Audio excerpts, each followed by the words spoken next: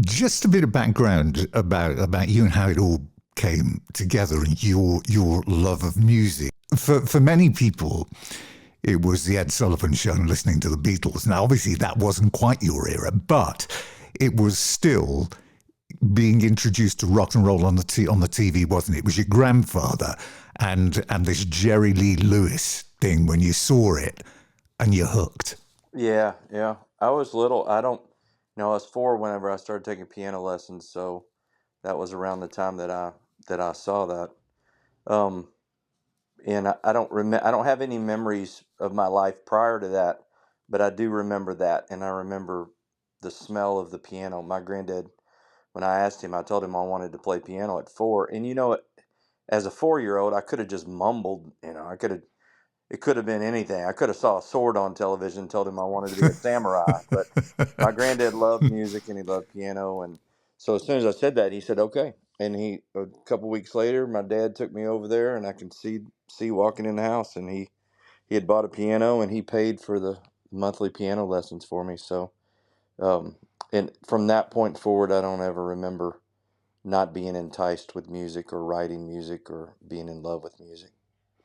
So growing up, you're listening your early influences when you're listening to Black Sabbath and Led Zeppelin and Free, all these classic rock and blues. What drew you more toward them than to what was sort of like the happening scene at the time in the US? Yeah, so it's kind of like the Jerry Lee Lewis thing. I saw that was probably a recording from 20 years prior. I saw that in the 70s or late 70s, early 80s.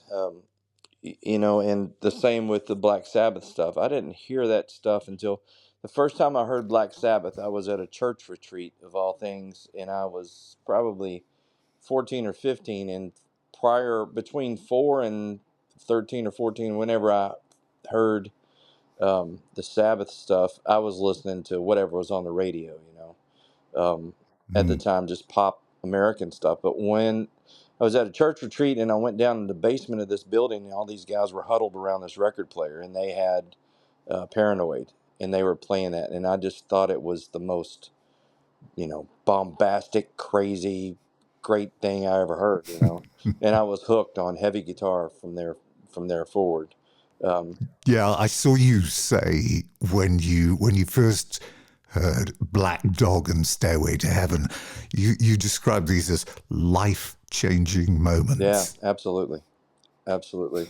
It had a an intensity to it, and a meanness and a swagger that I think um I just connected to, and that we've kind of we've tried to encapsulate a little bit in our music. It's just, I think it's missing in a lot of music that's kind of formulated out there. It doesn't really have that street fight mentality, just a little bit Yeah, yeah. swagger to it. So you and Brian got together around 2009. You were aware of each other. You knew each other. The band name, The Cold Stairs, devolved from the Black Crows track. Is that true? Stare It Cold. Yeah, kind of. The first show that Brian and I played as a two-piece, I was overcompensating because we didn't have a bass player, so I had a massive amount of amps on stage, and we were at a decibel level that probably people are still suffering from. Uh, but when we finished the set, we had a discussion. I was like, I don't know if they loved it or hated it, but we got the cold stares from everybody, staring at us, and that just kind of stuck. But we kicked around a couple names prior to that, and nothing was any good. And I love the Black Crows. We both love the Black Crows, and so between those two things, that name just kind of stuck.